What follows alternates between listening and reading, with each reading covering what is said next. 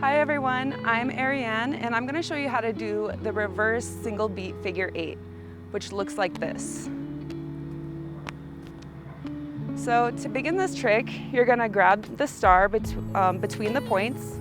Don't be afraid to get a good grip on it and give it a good hold. Then you're going to hold your arm out to your side so that your palm is facing forward.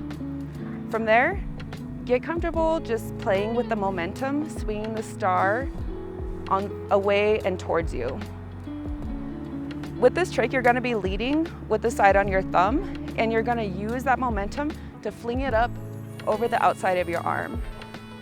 From here, notice that my hand is faced so that my palm is behind me and my knuckles are facing forward. So the second half of this trick is going to be get comfortable using that momentum, once again rocking the star towards and away from you, and then you're going to swing it up so you're back into your starting position.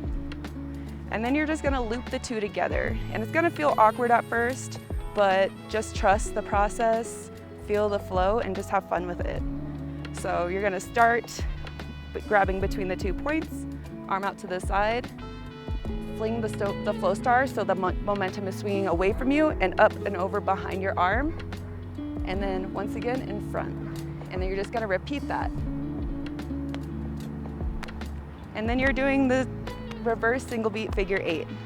This is such a great trick to know because you can do shoulder rolls with this trick.